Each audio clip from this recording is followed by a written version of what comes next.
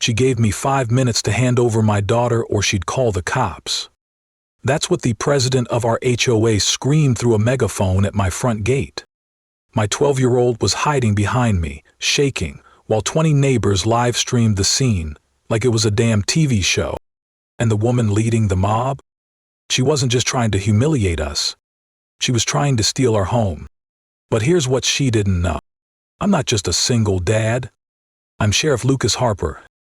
And when you threaten my kid on my land, that's when I stop playing nice. What happens when a homeowners association stops protecting the neighborhood and starts hunting the people in it? This isn't just a story about a corrupt HOA president. It's about power, fear, control, and how one little girl with a cell phone helped bring down a suburban tyrant. Let me take you back to the morning it all started. It started like any other Saturday morning on the ranch. The sun was rising slow, the horses were still dozing, and my daughter Sophia was inside making her famous peanut butter pancakes. And then I heard it. The unmistakable sound of a megaphone crackling to life. Lucas Harper, step outside immediately. You've got 5 minutes to surrender your daughter before I call the authorities. I froze. Not because I was afraid, but because I knew that voice. Karen Prescott, HOA president, queen of passive-aggressive emails and overpriced landscaping fines. And now, apparently self-appointed judge, jury, and suburban executioner.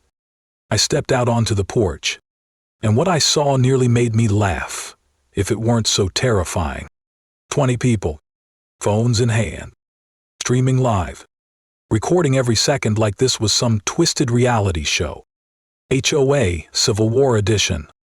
And in front of them all was Karen, in her white pantsuit and $1,000 heels, sinking slowly into my gravel driveway, waving some official-looking paper like it was a sword of justice. Your daughter let your horses destroy community gardens, she must face consequences. My 12-year-old Sophia stood behind me, pale, silent. Her fingers clutched the hem of my shirt like it was the only thing keeping her from floating away. The truth? Someone cut our fence the night before, deliberately.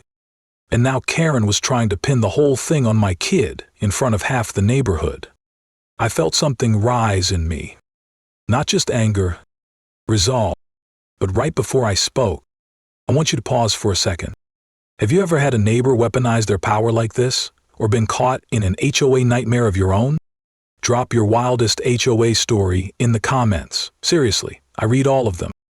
And hey, if this part has you hooked, hit that like button and smash subscribe. We've only just begun. Because what Karen didn't know was that the man she was screaming at wasn't just some guy in dirty boots. I was the sheriff of this county. And the moment I opened that gate, everything changed. I didn't say a word. Just walked down that porch, slow and steady. Every step felt like I was dragging the weight of every insult, threat, and HOA notice this woman had sent me over the past year. Karen's megaphone trembled in her hands. Her lips curled into a victorious little smirk. The kind of smirk you only earn from ruining other people's mornings for fun. You have 60 seconds left, Sheriff Harper, she yelled again, so smug. Not realizing how ironic that line was about to become. The crowd went quiet. Phones up, eyes locked in. Like they were about to see me break down. Like I'd surrender my daughter in some kind of modern Salem witch trial. Instead, I opened the gate. And I stepped aside just enough for everyone to see what they'd missed the whole time. A brass plaque, mounted clean on the post, polished every week by my daughter herself. It read, Sheriff Lucas Harper, Fairhaven County. Karen blinked. Her mouth opened, then closed, like a fish trying to argue with gravity. I swear even her megaphone got quieter. Oh, how convenient, she stammered, her voice a few octaves higher than usual. He's the sheriff. He thinks he's above the law now. I could feel the shift in the air. You ever been to a party where someone says something so stupid everyone just sips their drink and avoids eye contact? Yeah, it was that, but with smartphones and HOA bylaws. I took a deep breath and finally spoke. "You said you wanted to call the cops?" I said, nodding slowly. "Well, you did. I'm here, and I'm telling you, my daughter didn't do a damn thing wrong." My voice wasn't loud. It didn't need to be, because the truth has a volume of its own. Someone cut our fence last night. That's felony trespass and property damage in this county. So unless you'd like to be the first suspect, Karen, I suggest you take your circus and walk it back down the road. Ever been falsely accused in front of a crowd? Or had someone abuse their authority to push you around? Let me know in the comments. I'm curious how many of y'all have met a Karen like this. You'd think, after getting publicly embarrassed in front of her personal live studio audience, Karen would back off. Maybe go home. Maybe rethink her life. But no. That woman doubled down like it was the World Series of Ego. "This is exactly what I mean," she yelled, waving her HOA violation sheet like it was the Constitution. "He's protecting his little delinquent daughter. These animals destroyed thousands of dollars of HOA property." Delinquent. That word hit me like a sucker punch. Because that little delinquent she was talking about was the same girl who wrote apology letters when she forgot to say thank you at the post office. The same kid who still leaves carrots out for the horses, even the cranky one that bites. And now she was being called a criminal in front of our neighbors by a woman in high heels and a superiority complex. I turned to check on Sophia. She was standing still, but I could see the tears building. You ever see a child try not to cry because they don't want to embarrass you? That moment, it broke something in me. I stepped between her and the mob. Not with a gun, not with a badge, just with a father's instinct to shield his child from something far more dangerous than wild horses. Public shame. Let's talk about smear tactics for a second. Because this wasn't just some HOA fine. This was strategic, coordinated. First, destroy the reputation. Second, isolate the target. Third, offer a solution that just so happens to benefit the one doing the smearing. And in our case, that solution was simple. Karen wanted our land. Her concerns about Sophia were just cover for a hostile takeover with better landscaping. The next morning, while I was reviewing footage from the security cameras trying to figure out who cut our fence, Sophia came running down the stairs holding her phone. "Dad," she said, her voice shaking. "She's at the gate again, alone, and she's saying weird things about my future." I didn't finish my coffee. I didn't even put on proper shoes. I just ran. I got to the gate in under 3 minutes. Which, if you know anything about rural driveways, is either a miracle or a misdemeanor.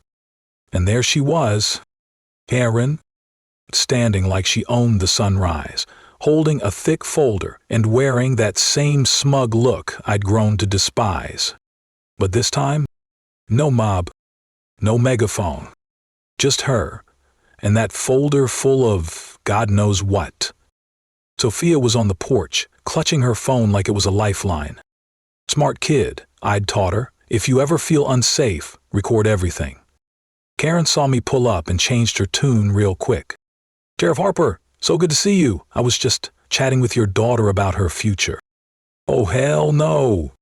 She held up a document, looked like school letterhead.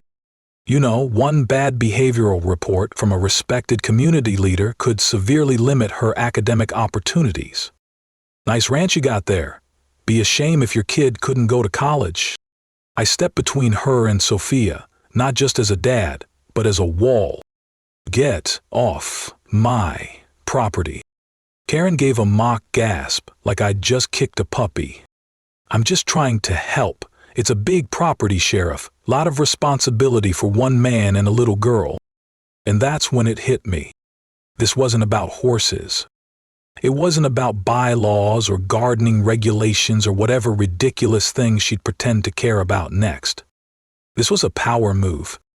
Plain and simple. She was using the HOA, an organization meant to keep lawns mowed and fences neutral colored, as a legal weapon to harass, smear, and strip families of their homes. So I started digging. Turns out, Karen had a history, She'd pulled this before, with the Martinez family down on Elm Street. Fine them into the ground, spread rumors about their unruly teenagers, then leverage violations to make them sell below market. Guess who referred the buyer? Yep, Karen, with a 5-figure finder's fee in her HOA inbuy. The system was rigged. But not by chance. By design. Have you ever felt like the rules were written just to crush you? That someone was using policy to hide their real agenda? She took this all the way to town hall. But before she made her big move, someone else stepped out of the shadows. An old friend of the community, the quietest person in the room, was about to bring the house down. Dorothy Bennett didn't say much at HOA meetings. She didn't need to. Everyone knew her. 65 years old. Ran the bake sale, sat front row at Sunday service, once made a city councilman cry with a lemon meringue pie and a disappointed glare. So when she knocked on my door with a thermos of coffee and a face like she was loading a shotgun, I knew something was about to go down. She sat on my porch, crossed her legs, and took one long sip like she was preparing for a courtroom deposition. "Lucas Harper," she said, "it's time someone told you what that witch has been up to." And then, 7-year-old me. She unloaded. 3 years ago, Karen had done the same thing to a young couple down on Elm Street. Noise complaints, HOA violations, allegations of inappropriate parenting. She even called CPS on them for letting their kids play soccer in the yard. Within 6 months, they were broke, humiliated, and out. The land? Bought by a development firm, referred by, you guessed it, Karen. Another finder's fee quietly deposited. But Dorothy? She'd been watching. She'd been keeping notes. And that little thermos she brought? It was sitting on top of a file folder thicker than a Texas brisket. Emails, letters, screen recordings. Everything. "I kept quiet too long," she said, her hands shaking. "But when I saw her threaten your daughter, that's when I knew. We either speak up, or we let bullies like her own the whole damn town." I looked at her and smiled. Not because it was funny, but because for the first time, I wasn't fighting alone. The next night, at the town hall meeting, Karen was ready to put on a show. Suited up, mic'd up, presentation cued. What she didn't know was that Dorothy had her own mic. And when the quietest woman in Fairhaven stepped up to speak, she burned the whole damn house down, with receipts. The Fairhaven Community Center hadn't been this packed since the chili cook-off of '09. Only this time, no one was handing out cornbread. Just dirty looks. Karen was center stage. Perfect power suit. Clicker in hand. A folder the size of a Bible. And half the self-righteousness. "Tonight," she began, "we address a threat to our community values." She clicked her remote. Slides appeared on the projector. Screenshots. HOA violations. A blurry picture of Sophia feeding the horses like it was evidence from a crime scene. Then she dropped the bomb. "Sheriff Harper," she said, voice dripping with concern, "has abused his position, endangered his child, and refused to comply with our community standards." The room shifted. Some folks looked skeptical. Others just looked scared. And me? I stood in the back, wearing civilian clothes for the first time in years. No badge. No authority. Just a father watching a woman try to take everything he loves apart with a slideshow. My daughter stood beside me, quiet. But I could feel her grip tightening on my hand. That's when it happened. Dorothy stood up. Calm. Collected. Like she was about to announce bingo numbers. "I have something to say," she called out. Karen tried to stop her. "Public comments come at the end, Mrs. Bennett." But Dorothy walked straight to the podium like she owned it. She plugged in her phone, hit play, and Karen's voice filled the room. "That old fool Dorothy won't be a problem much longer. Once I'm done with Harper, she's next. Maybe a lawsuit or questions about her mental health. Either way, this is my town now. Gasps, murmurs, neck swivels everywhere. I saw Tom Reynolds, longtime HOA board member, drop his pen. Dorothy wasn't done. She pulled out physical copies of emails she'd forwarded from Karen's shared HOA account. Correspondence with developers, finder's fees. Property maps marked up like war plans. "I sent this to the state attorney," Dorothy said. "The real corruption isn't coming from a sheriff trying to protect his child. It's coming from the woman who's been weaponizing this HOA to enrich herself and destroy families." The room erupted. Yelling, confusion, phones held high. And in the middle of it all, Karen trying to scream over the noise. "It's fake, it's fabricated, I'm the victim here." And just when I thought the moment had peaked, Sophia stepped forward. I froze. My little girl, 12 years old, skinny jeans, ponytail, standing in front of a hostile room like it was nothing but a classroom presentation. She plugged in her phone, hit play. Karen's voice again, this time at her gate. "Maybe I'll take care of you myself. Wouldn't that be nice? Of course, we'll have to sell this land first." Then Sophia's voice. "Why you doing this to us?"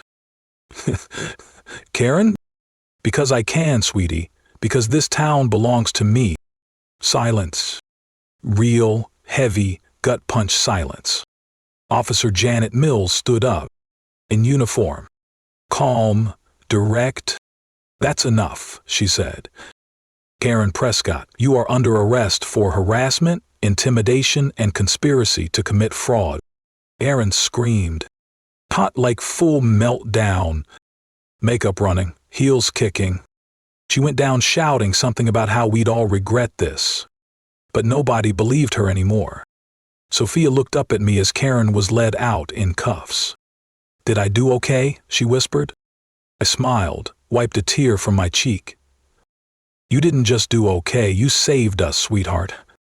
But deep down I knew something else. This wasn't over. Not by a long shot. You'd think after getting dragged out of town hall in handcuffs, mascara running down her face like a melting villain in a B-movie, Karen Prescott would finally be done. Nope. She just switched stages. 2 days later, I woke up to a text from my deputy Ryan. "Boss, she posted a video from jail. You're gonna want to see this." I clicked the link. And there she was, orange jumpsuit, hair somehow still curled, filmed through a smuggled phone, probably hidden in a Bible or a bag of kale chips. "This is all a setup," she said, tone now soft and victimized. "The sheriff planted evidence. That little girl, she was coached, brainwashed. I'm the real victim here." Classic Karen. When facts failed, she pivoted to fiction. Except this time, nobody was buying it. The comments were brutal. "Lady, you threatened a kid on camera. We saw the receipts. Sit down." Plot twist. HOA stands for harassment of all. But she didn't stop there. Somehow, even behind bars, Karen was still emailing news outlets. Still filing complaints. Still sending letters to the HOA board, what was left of it, anyway. And then came the creepiest part. A package. Left on my porch. Inside, a photo of Sophia playing in our field, with a red X drawn across her face. That was the moment I knew Karen wasn't trying to win anymore. She was trying to scare us into silence. I sat with Sophia that night. She was curled up on the couch, scrolling through messages, some supportive, some ugly. "Dad?" she asked quietly. "Are we gonna be okay?" I paused. Not because I didn't know the answer, but because I wanted her to hear it loud and clear. "We already are," I said. "They can call me corrupt, they can call you spoiled, but they can't call us cowards, and they can't take this home. Because we don't give up what's ours." She smiled, just a little, but it was real. A week later, we got the news. Karen's charges were sticking. She was facing multiple felonies, and no lawyer in the state wanted to touch her case. But we didn't celebrate with champagne. We celebrated with something better. A new idea. A way to turn all this pain into something good. Karen Prescott was sentenced to 5 years in federal prison. 5 years. For harassment, racketeering, extortion, and threatening a minor. The queen of our little suburban HOA empire now wore orange and lived behind bars. Not exactly the retirement plan she had in mind. But here's the thing. We didn't win because she lost. We won because we survived. Because we spoke up. And because we decided to turn our scars into something that could actually help people. A few weeks after the dust settled, Sophia and I were walking the ranch one evening. The sun was doing that golden hour thing where everything looks like a country music video. She looked up at me and said, "What if we made this place into something bigger, like a place for kids who need to feel safe again?" And just like that, Freedom Ranch was born. No HOA. No bylaws about mailbox height. Just horses, open land, and a whole lot of healing. We started small, just a summer program for a few kids who'd been through tough times. But it grew. Local schools started reaching out. So did counselors. And even folks from other towns who'd seen our story online and said, "Hey, could my kid come too?" Our ranch, once the target of a petty tyrant, had become a refuge, a school, a movement. And you know the best part? Sophia runs the whole thing. 12 years old, going on 40, with a clipboard in one hand and horse treats in the other. She teaches shy kids how to saddle up. Leads trust walks. She even made a rule that no one is allowed to say, "I can't," without trying first. "Because if I can stand up to Karen," she told them once, "you can definitely ride this horse." The day we opened officially, Dorothy cut the ribbon. Ryan cried. Tom Reynolds baked cookies and apologized again. And I just stood back and watched. The sound of kids laughing, horses snorting, and somewhere in the wind I could almost hear Elizabeth, my late wife, whisper, "Told you she'd grow up strong." Has this story touched you? Do you believe that even the worst chapters in our lives can become the foundation for something better? Tell me below, how have you turned pain into purpose? Like this video if you believe in second chances. And don't forget to subscribe, because we're just getting started. This isn't the end of our story. It's the beginning of something beautiful. Welcome to Freedom Ranch.